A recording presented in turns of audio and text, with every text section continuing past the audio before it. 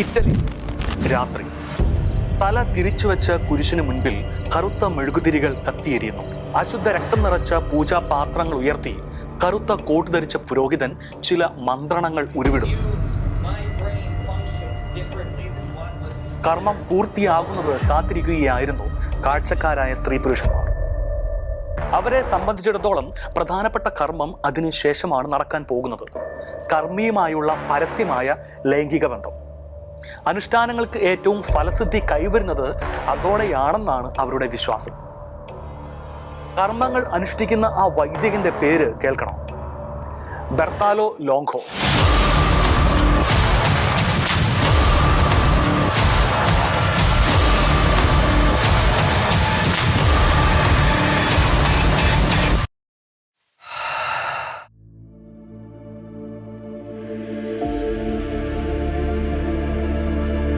Vatican city, 2025 October 19.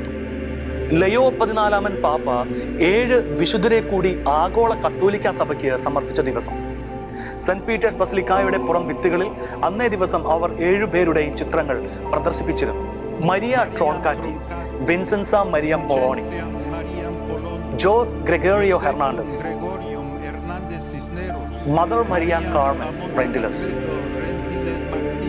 Ignatius Choukrallah Maloyan, Peter To Rot എന്നിവർക്കൊപ്പം വിശുദ്ധ പദവിയിലേക്ക് ഉയർത്തപ്പെട്ടവരിൽ ഒരാളുടെ ഫോട്ടോ കൂടി അവിടെ ഉണ്ടായിരുന്നു. നാം കണ്ട സാത്താൻ പുരോഹിതന്റെ മുഖമായിരുന്നു ആ ചിത്രത്തിൽ ഉണ്ടായിരുന്നത്. പേരും അത് തന്നെ, ബെർത്തലോ ലോംഗോ. സാത്താൻ പുരോഹിതനായിരുന്ന ഒരു വ്യക്തി എങ്ങനെയാണ് കത്തോലിക്ക സഭയിലെ വിശുദ്ധനാകുന്നത്? എല്ലാവരുടെയും മനസ്സിലുള്ള ആ സംശയത്തിന്റെ ഉത്തരമാണ് ഇവിടെ ഇന്ന് അനാവരണം ചെയ്യപ്പെടുന്നത്. ആധുനിക സഭാ ചരിത്രത്തിലെ ഏറ്റവും അത്ഭുതകരമായ മാനസാന്തര കഥകളിൽ ഒന്ന് എന്ന് കണക്കാക്കപ്പെടുന്ന വിശുദ്ധ ബെർത്താലോ ലോംഗോയുടെ ജീവിതകഥ.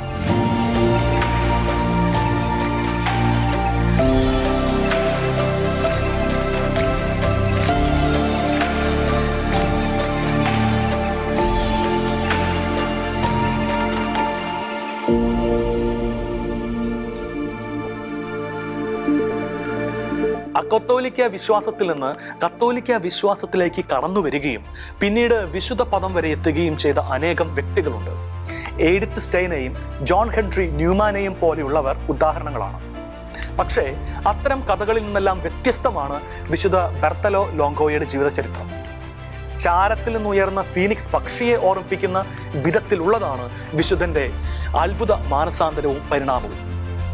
കത്തോലിക്ക വിശ്വാസിയായി ജനിച്ച് ജീവിക്കുകയും പിന്നീട് കത്തോലിക്ക വിശ്വാസം ഉപേക്ഷിച്ച് സാത്താൻ ആരാധകനായി തീരുകയും ഏറ്റവും ഒടുവിൽ കത്തോലിക്ക വിശ്വാസത്തിലേക്ക് മടങ്ങിയെത്തി വിശുദ്ധ പദം വരെ പ്രാപിക്കുകയും ചെയ്ത വിശുദ്ധ ബെർത്തലോ ലോംഗോയുടെ മാനസാന്തര വഴികളെ അത്ഭുതത്തോടെ മാത്രമേ നമുക്ക് കാണാനാവൂ. തെക്കൻ ഇറ്റലിയിലെ ബ്രിൻസിക്ക് സമീപമുള്ള ഒരു കത്തോലിക്ക കുടുംബത്തിൽ 1841 ഫെബ്രുവരി 10 ബെർത്താലോ ലോംഗോ ജനിച്ചത്. ബുദ്ധിമാനായ, സംഗീത വാസനയുള്ള എന്നാൽ അല്പം വികൃതിയുള്ള ഒരു കുട്ടി. ബെർത്താലോ ലോംഗോയുടെ കുട്ടിക്കാലം വിശേഷിക്കപ്പെടുന്നത് അങ്ങനെയാണ്. കുടുംബ പ്രാർത്ഥനകളും ജപമാല പ്രാർത്ഥനകളുമുള്ള ഒരു വീടായിരുന്നു അവൻ്റേത്. കാരണം അമ്മ മരിയ അന്റോണിയ വളരെ ഭക്തയായ സ്ത്രീയായിരുന്നു. നിത്യവും ജപമാല ചൊല്ലുകയും മകനെ പ്രാർത്ഥിക്കുവാൻ പഠിപ്പിക്കുകയും ചെയ്തിരുന്നവർ. സ്വച്ഛവും ശാന്തവുമായി ഒഴുകിക്കൊണ്ടിരുന്ന ഒരു പുഴയിലേക്ക് കല്ലെറിയുമ്പോൾ ഉണ്ടാകുന്ന താളഭംഗം പോലെ അത് സംഭവിച്ചത് ബെർത്താലോ ലോംഗോയ്ക്ക് 10 വയസ്സ് പ്രായമുള്ളപ്പോഴായിരുന്നു. മരിയ അന്റോണിയുടെ മരണം അമ്മയെന്ന അച്ചുതണ്ടിൽ കറങ്ങുന്ന ഗ്രഹങ്ങളാണ് ഓരോ മക്കളുമെന്നിരിക്കെ അമ്മയെന്ന അച്ചുതണ്ട് ഇല്ലാതാകുമ്പോൾ ഗ്രഹങ്ങളുടെ ഭ്രമണ പദങ്ങൾ തന്നെയാണ് വ്യതിചലിക്കപ്പെടുന്നത്. ലോംഗോയുടെ ജീവിതത്തിൽ സംഭവിച്ചതും അത് തന്നെയായിരുന്നു. അങ്ങനെ 10ാം വയസ്സ് മുതൽ അവന്റെ ജീവിതത്തിലേക്ക് പതുക്കെ ഇരുട്ട് കടന്നു വന്നു തുടങ്ങി. അതിന്റെ ആക്കം കൂടിയത് നേപ്പിൾസ് നഗരത്തിൽ നിയമ പഠനത്തിനായി ചെന്നതോടെയായിരുന്നു. രാഷ്ട്രീയ കലാപങ്ങളിലൂടെയും സഭാവിരുദ്ധ ചിന്തകളിലൂടെയുമായിരുന്നു അപ്പോൾ യൂറോപ്പ് കടന്നുപോയിക്കൊണ്ടിരുന്നത്. ഇറ്റലിയുടെ ചരിത്രത്തിലെ ഏറ്റവും പ്രക്ഷുബ്ധമായ ഒരു കാലഘട്ടമായിരുന്നു അത്. വിപ്ലവകാരിയും ഫ്രീമേസനുമായ ജനറൽ ഗിസപ്പെ ഗാരിബാർ ഇറ്റാലിയൻ ഏകീകരണത്തിനായി പോരാടുകയായിരുന്നു. വളരെയധികം വളർച്ച പ്രാപിച്ച ആ ദേശീയ പ്രസ്ഥാനം മാർപ്പാപ്പയ്ക്കെതിരെയും കത്തോലിക്ക സഭയ്ക്കെതിരെയുമായിരുന്നു പ്രവർത്തിച്ചിരുന്നത്. സഭയുടെയും പാപ്പയുടെയും സ്വാധീനം ഇല്ലാതാക്കാനായിരുന്നു അവർ ശ്രമിച്ചുകൊണ്ടിരുന്നത്. പയസ് 9 പാപ്പയ്ക്കെതിരെ ഗൂഢവിദ്യകളും പൊതുപ്രകടനങ്ങളും അക്കാലത്ത് വ്യാപകമായിരുന്നു. ലോങ്കോയുടെ അധ്യാപകരിൽ ഭൂരിപക്ഷവും ഈ ചിന്താധാരയുടെ അനുകർത്താക്കളായിരുന്നു. സഭയ്ക്കെതിരെ വിഷം തുപ്പുന്നവർ, സഹപാഠികളാകട്ടെ ദൈവത്തിൽ വിശ്വസിക്കുന്നത് അപമാനമായി കരുതിയിരുന്നവരും. രണ്ടു കൂട്ടരുടെയും സ്വാധീനം ബർത്തലോ ലോങ്കോയുടെ ചിന്തകളെയും പെരുമാറ്റങ്ങളെയും ജീവിതത്തെയും സ്വാധീനിച്ചു. എനിക്ക് വൈദികരെയും മാർപ്പാപ്പയെയും വെറുപ്പായി, പ്രത്യേകിച്ച് ഡൊമിനിക്കൻ വൈദികരെ. ഇരുണ്ട കാലത്തെക്കുറിച്ചുള്ള ബർത്തലോയുടെ ഓർമ്മകൾ അപ്രകാരമാണ്. വിശ്വാസത്തെ പൂർണ്ണമായും ബഹിഷ്കരിക്കുകയും ശാസ്ത്രത്തെ അന്ധമായി കൂട്ടുപിടിക്കുകയും ചെയ്തു എന്ന് അദ്ദേഹം തുടർന്ന് പറയുന്നുമുണ്ട്. ദൈവമൊഴികെ മറ്റാരെയും ആശ്രയിക്കാനും വിശ്വസിക്കുവാനും കഴിയുന്ന അവസ്ഥയിലേക്ക് ആ യുവാവിന്റെ ജീവിതം വഴിമാറുകയായിരുന്നു. അതിന്റെ ഒടുവിലാണ് ഗൂഢവിദ്യകളുടെ ആകർഷണ വലയത്തിൽ അവൻ കുടുങ്ങിയത്. അമാനുഷികതയോടുള്ള ദാഹമായിരുന്നു അവനെ അതിന് പ്രേരിപ്പിച്ചത്. ദൈവത്തിന് സാധിക്കാത്തത് സാത്താനിലൂടെ സാധിച്ചെടുക്കാമെന്ന തെറ്റിദ്ധാരണ അവനെ കീഴ്പ്പെടുത്തിയിരുന്നു. എല്ലാത്തരവും സ്വാതന്ത്ര്യവും അനുഭവിക്കാമെന്നൊരു വിശാലത ആ ലോകത്തിലേക്ക് കടന്നു ചെല്ലുവാൻ അവനെ പ്രേരിപ്പിച്ചു. ദൈവത്തെ ജീവിതത്തിന്റെ പടിക്ക് പുറത്തു നിർത്തി സാത്താന്റെ കൈപിടിച്ച് ബർത്തലോ ലോങ്കോ നടന്നു തുടങ്ങുകയായിരുന്നു. അതിന്റെ ഒടുവിലാണ് അയാൾ സാത്താനിക പുരോഹിതൻ വരെ ആയിത്തീർന്നത്.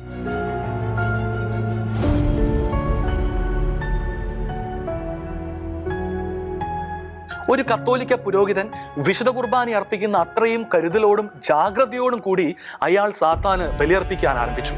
ജീവിതവും ആത്മാവും സാത്താന് തീരെഴുതി കൊടുത്തുകൊണ്ടുള്ള പരിണാമം. പൈശാചിക ശുശ്രൂഷകൾക്ക് അയാൾ കാർമ്മികനായി. അന്നുവരെ പഠിച്ച പ്രാർത്ഥനകൾ വിസ്മരിച്ചും ഹൃദയത്തിൽ പ്രതിഷ്ഠിച്ചിരുന്ന ദൈവത്തെ കുടിയൊഴിപ്പിച്ചും ഗതികിട്ട ആത്മാവ് കണക്കെ അയാൾ അലഞ്ഞു തിരിയുകയായിരുന്നു. അയാളുടെ കാഴ്ചപ്പാടിൽ ദൈവവും നന്മയുമായിരുന്നു തിന്മ. ഈ സമയം തന്നെ അയാൾ ഒരു അഭിഭാഷകനുമായി കഴിഞ്ഞിരുന്നു. ബർത്തലോ ലോങ്കോയുടെ കുടുംബം ഈ അബദ്ധ സഞ്ചാരത്തെ പ്രതി ഏറെ വേദന തിന്നുന്നുണ്ടായിരുന്നു. അവർ ബർത്തലോ ലോങ്കോയോട് ദൈവത്തിലേക്ക് തിരികെ വരുവാൻ കണ്ണീരോടെ അഭ്യർത്ഥിച്ചു. പക്ഷേ അവരുടെ കണ്ണീരുകൾക്ക് അയാളെ തിരികെ കൊണ്ടുവരുവാൻ കഴിഞ്ഞില്ല. കുടുംബം മുഴുവൻ പ്രാർത്ഥനയെ ആശ്രയിച്ചു. അതോടൊപ്പം ബർത്തലോ ലോങ്കോയെ സ്വാധീനിക്കാൻ കഴിയുന്ന വ്യക്തികളോട് അയാളെ സഹായിക്കുവാൻ വേണ്ടിയുള്ള അഭ്യർത്ഥനയും അവർ നടത്തുന്നുണ്ടായിരുന്നു. അതിലൊരാളായിരുന്നു പ്രൊഫസർ വിൻസെൻസോ പെപ്പെ, ബർത്തലോ ലോങ്കോയുടെ സർവകലാശാലയിലെ പ്രൊഫസർ. ഉത്തമ കത്തോലിക്ക വിശ്വാസി. സർവകലാശാലയിലെ ഭൂരിപക്ഷം അധ്യാപകരും നിരീശ്വരവാദത്തിനും സാത്താനിസത്തിനും കൂട്ടുചേർന്ന് നടന്നപ്പോൾ അവരിൽ നിന്നെല്ലാം അകലം പാലിച്ചും എന്നാൽ ദൈവത്തോട് അടുപ്പം പുലർത്തി മുന്നോട്ടു പോയ വ്യക്തി. ബർത്തലോ ലോങ്കോയിൽ സംഭവിക്കാനിരിക്കുന്ന ശാരീരികവും മാനസികവും ആത്മീയവുമായ മാറ്റങ്ങളെ പ്രതി വേദന അനുഭവിക്കുന്നവരിൽ ചുരുക്കം ചിലരിൽ ഒരാൾ.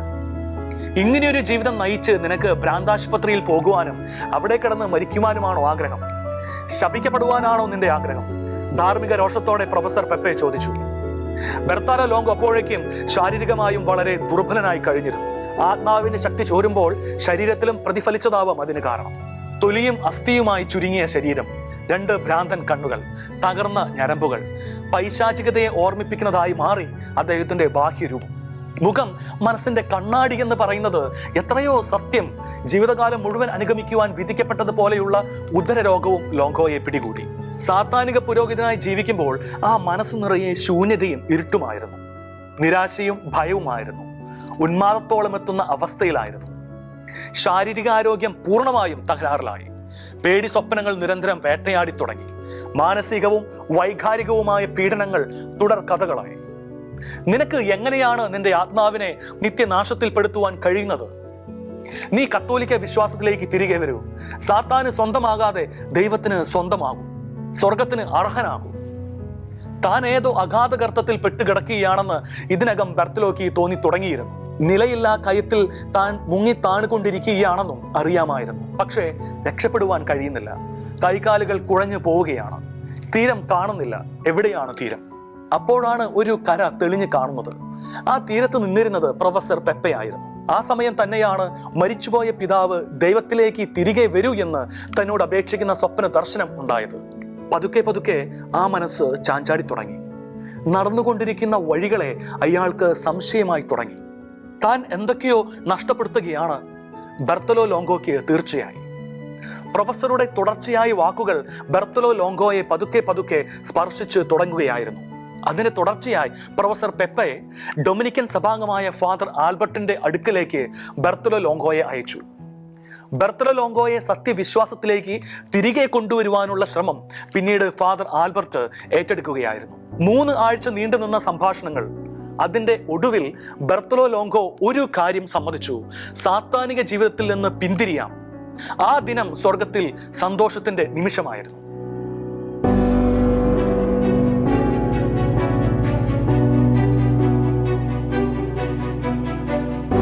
അതുപോലെ തന്നെ അനുതാപം ആവശ്യമില്ലാത്ത 99 നീതിമാന്മാരെ കുറിച്ച് എന്നതിനേക്കാൾ അനുതപിക്കുന്ന ഒരു പാപിയെ കുറിച്ച് സ്വർഗത്തിൽ കൂടുതൽ സന്തോഷമുണ്ടാകും എന്ന് ഞാൻ നിങ്ങളോട് പറയുന്നു എന്താണല്ലോ തിരുവചനം പറയുന്നത്. പാപികളുടെ മാനസാന്തരമാണ് സ്വർഗത്തിലെ ആഘോഷ ദിനം. 1865 തിരുഹൃദയ തിരുനാൾ ദിനത്തിൽ ബെർത്താലോ ലോങ്കോ കുമ്പസാരിച്ചു. മനസ്സിൽ നിന്ന് കനത്ത ഇരുട്ട് നീങ്ങി പോകുന്നതായി അദ്ദേഹത്തിന് മനസ്സിലായി. ധൂർത്തപുത്രന്റെ തിരികെ വരവായിരുന്നു അത്. ജീവജലത്തിന്റെ ഉറവകളെ ഉപേക്ഷിച്ച് പൊട്ടക്കിണറുകളെ തേടി പോയവൻ ഇതാ സ്വർഗത്തിനും പിതാവേ അങ്ങേക്കും എതിരായി ഞാൻ പാപം ചെയ്തു പോയി എന്ന ഏറ്റുപറച്ചിലോടെ തിരികെ വന്നിരിക്കുന്നു. കത്തോലിക്ക സഭ ഒരു ആശ്വാസ തീരമായും കൂദാശകൾ മുറിവണക്കുന്ന തൈലമായും ബെർത്തലോ ലോങ്കോയ്ക്ക് അനുഭവപ്പെട്ടു. പിന്നീട് അദ്ദേഹം ഡൊമിനിക്കൻ 3-ാം സഭയിൽ അംഗമാവുകയും ബ്രദർ റൊസാരിയോ എന്ന പേര് സ്വീകരിക്കുകയും ചെയ്തു. പക്ഷേ അപ്പോഴും ചില ആശങ്കകളും ഭയങ്ങളും പ്രൊഫസർ പെപ്പയുടെ മനസ്സിൽ നിന്ന് ഒഴിഞ്ഞു പോയിട്ടില്ലായിരുന്നു. അദ്ദേഹം ബെർത്തലോ ലോങ്കോയെ സദാ നിരീക്ഷിച്ചു കൊണ്ടിരുന്നു. ഏത് സമയം വേണമെങ്കിലും വീണ്ടും അയാൾ പഴയ വഴികളിലേക്ക് തിരിയുമോ എന്നും ഉപേക്ഷിച്ചതിനെ ആശ്ലേഷിക്കുമോ എന്നുമുള്ള ഭയം അദ്ദേഹത്തിന്റെ മനസ്സിലുണ്ടായിരുന്നു.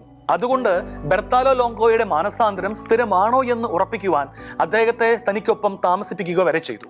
2 വർഷത്തോളം എല്ലാ ദിവസവും ഒരു ഹോസ്പിറ്റലിൽ രോഗി പരിചരണത്തിലും ലോങ്കോ തുടർച്ചയായി ഏർപ്പെടുകയും ചെയ്തു. പുറമേക്ക് നോക്കുമ്പോൾ സാധാരണമായി തോന്നുമെങ്കിലും ബെർത്താലോ ലോങ്കോയുടെ ആന്തരിക ജീവിതം സംഘർഷഭരിതമായിരുന്നു. ക്രിസ്തുവിന്റെ പൗരോഹിത്യം നിത്യമാണെങ്കിൽ സാത്താന്റെ പുരോഹിതനായി അവന് സ്വന്തം ആത്മാവിനെ സമർപ്പിച്ച തൻ്റെ പൗരോഹിത്യവും നിത്യമായിരിക്കില്ലേ എന്നതായിരുന്നു അദ്ദേഹം നേരിട്ട സംഘർഷം. അങ്ങനെയെങ്കിൽ താൻ ജീവിതകാലം മുഴുവൻ സാത്താന്റെ അടിമയായിരിക്കില്ലേ? ഇതേ അവസ്ഥയിൽ ജീവിക്കുന്ന താൻ മരിച്ചു കഴിഞ്ഞാലും നരകത്തിലല്ലേ ചെന്നു ചേരുന്നത്? ഈ സംഘർഷം അദ്ദേഹത്തെ മാനസികമായി അങ്ങേയറ്റം വധിച്ചു തുടങ്ങി. ഇതേക്കുറിച്ച് വിശുദ്ധന്റെ വാക്കുകൾ ഇപ്രകാരമാണ്: എനിക്ക് മാനസാന്തരം ഉണ്ടായിട്ടും ഞാൻ ചിന്തിച്ചു, ഞാൻ ഇപ്പോഴും സാത്താന് സമർപ്പിക്കപ്പെട്ടിരിക്കുന്നു. അവൻ നരകത്തിൽ എന്നെ കാത്തിരിക്കുമ്പോൾ ഞാൻ ഇപ്പോഴും അവൻ്റെ അടിമയും സ്വത്തുമാണ്. എൻ്റെ അവസ്ഥയെക്കുറിച്ച് ഞാൻ ചിന്തിച്ചപ്പോൾ എനിക്ക് ആഴത്തിലുള്ള നിരാശ അനുഭവപ്പെട്ടു. ആത്മഹത്യയുടെ വക്കിലെത്തി. അപ്പോൾ പരിശുദ്ധ കന്യകാമറിയത്തിന്റെ വാക്കുകൾ ആവർത്തിക്കുന്ന ഫ്രയർ ആൽബർട്ടോയുടെ ശബ്ദം ഞാൻ കേട്ടു. ഇവിടെ നാം ശ്രദ്ധിക്കേണ്ട ഒരു കാര്യമുണ്ട്. മുഴുവൻ കുമ്പസാരം നടത്തി നാം പൂർണ്ണ മനസ്സോടെ മനസ്തപിച്ചാലും ദൈവവുമായി ഐക്യത്തിലായാലും നമ്മുടെ മനസ്സിലേക്ക് ഈ സാത്താൻ ഓരോ സംശയങ്ങൾ ഇട്ട് തന്നുകൊണ്ടേയിരിക്കും.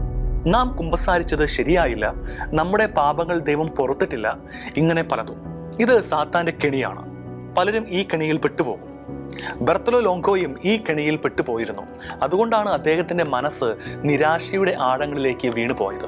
ആത്മഹത്യയെക്കുറിച്ച് വരെ അദ്ദേഹം ചിന്തിച്ചതും ഇതിന്റെ ഫലമായിരുന്നു. ഒരു ആത്മാവിനെ സ്വന്തമാക്കുമ്പോൾ സ്വർഗം സന്തോഷിക്കുമെങ്കിൽ ആ ആത്മാവിന് നഷ്ടത്തിലാണ് സാത്താന്റെ സന്തോഷം. കാരണം അവൻ നുണയനും നുണയന്റെ പിതാവുമാണല്ലോ. അപ്പോഴാണ് ഫാദർ ആൽബർട്ടോ വീണ്ടും രക്ഷകനെ പോലെ ബെർത്തലോ ലോങ്കോയുടെ ജീവിതത്തിലേക്ക് കടന്നു വന്നത്.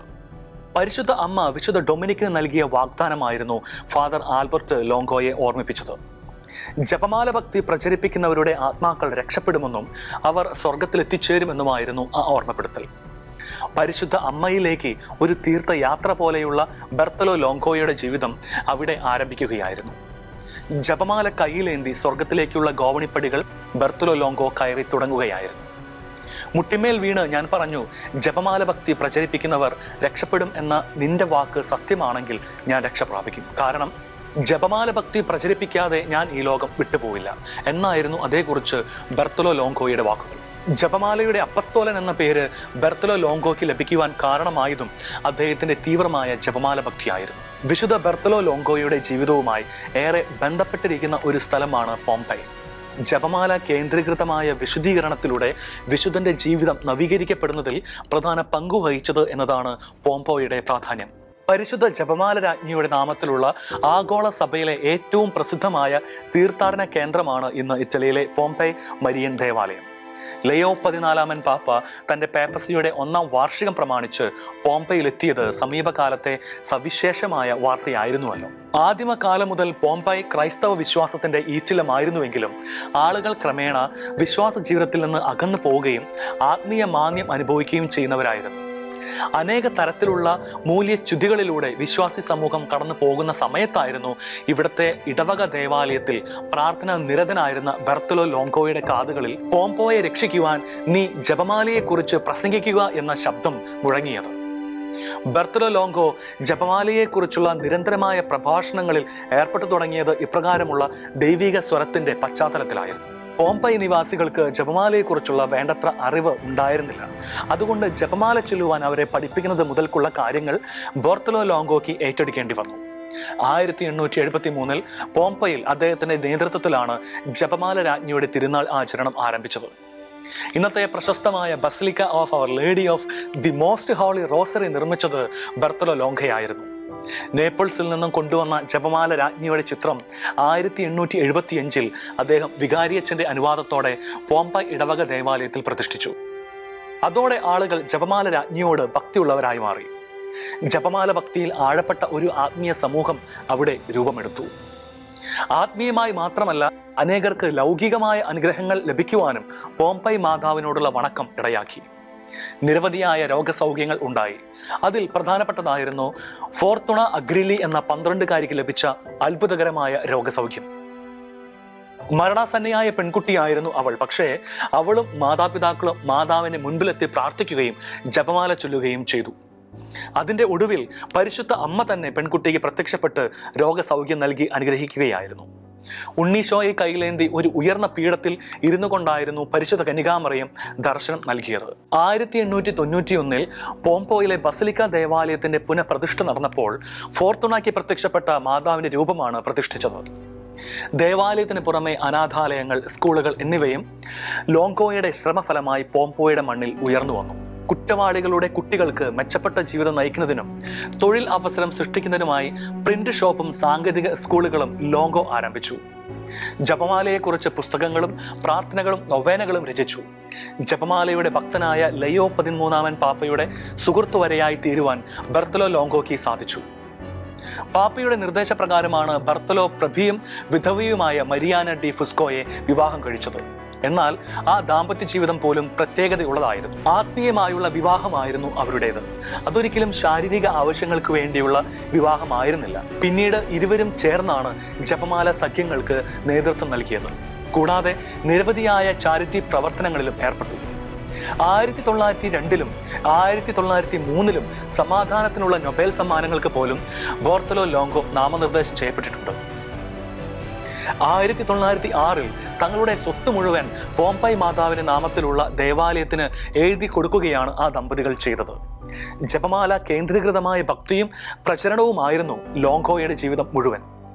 എല്ലാവരെയും ജപമാല ഭക്തിയുടെ അനുകർത്താക്കളായി മാറ്റുവാനായിരുന്നു അദ്ദേഹം ശ്രമിച്ചത്. ആ ശ്രമം മരണം വരെ അദ്ദേഹം തുടർന്നു. 1926 ഒക്ടോബർ 5 മരിക്കുമ്പോൾ അദ്ദേഹത്തിന് 85 വയസ്സായിരുന്നു പ്രായം.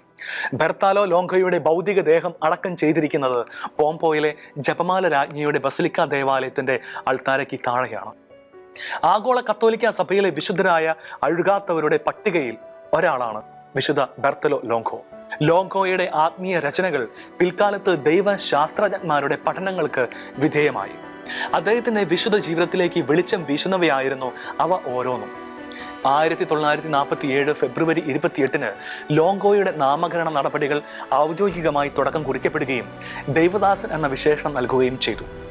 1980 ഒക്ടോബർ 26 ജോൺ പോൾ II പാപ്പ അദ്ദേഹത്തെ വാഴ്ത്തപ്പെട്ടവനായി പ്രഖ്യാപിച്ചു. 2025 ഫെബ്രുവരി 25 ഫ്രാൻസിസ് മാർപ്പാപ്പ ലോങ്കോയെ വിശുദ്ധനായി പ്രഖ്യാപിക്കുന്നതിന് വേണ്ടിയുള്ള അംഗീകാരം നൽകി. 2025 ഒക്ടോബർ 19 ലയോ 14 പാപ്പ ലോങ്കോയെ മറ്റ് 6 പേർക്കൊപ്പം വിശുദ്ധ പദവിയിലേക്ക് ഉയർത്തി. വിശുദ്ധ ലോങ്കോയുടെ വിശുദ്ധ പദവി അദ്ദേഹത്തിന്റെ മധ്യസ്ഥതയിൽ ലഭിച്ച വ്യക്തിപരമായ അത്ഭുതങ്ങൾക്കുള്ള അംഗീകാരം മാത്രമല്ല, മറിച്ച് എല്ലാ മനുഷ്യരാശിക്കുമുള്ള പ്രത്യാശയുടെ ദൂതാണ്. ഭൂതകാലം പരിഗണിക്കാതെ എല്ലാവർക്കും വിശുദ്ധി സാധ്യമാണെന്ന പാഠമാണ് അത് സമ്മാനിച്ചത്.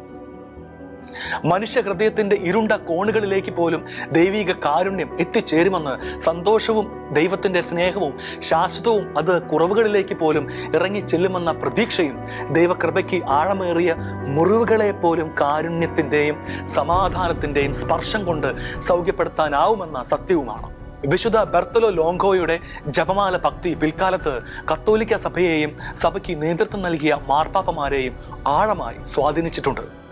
1950 പരിശുദ്ധ അമ്മയുടെ സ്വർഗാരോപണം വിശ്വാസ സത്യമായി പ്രഖ്യാപിക്കുന്നതിൽ നിർണായക പങ്ക് വഹിച്ചിരുന്നത് ബെർത്തലോ ലോങ്കോയുടെ ജപമാല ഭക്തിയായിരുന്നു. അതുപോലെ അദ്ദേഹത്തിന്റെ ചിന്തകളിൽ നിന്നും രചനകളിൽ നിന്നും പ്രചോദനം സ്വീകരിച്ചാണ് വിശുദ്ധ ജോൺ പോൾ രണ്ടാമൻ പാപ്പ പ്രകാശത്തിന്റെ രഹസ്യങ്ങൾ ജപമാലയിൽ കൂട്ടിച്ചേർത്തത്. മാത്രവുമല്ല, ജപമാലയെക്കുറിച്ചുള്ള തൻ്റെ ചാക്രിക ലേഖനമായ റൊസാരിയം വിർജീനീസ് മരിയ ജോൺ പോൾ രണ്ടാമൻ പാപ്പ അവസാനിപ്പിക്കുന്നത് ബെർത്തലോ ലോങ്കോയുടെ വാക്കുകളെ ഉദ്ധരിച്ചുകൊണ്ടാണ്.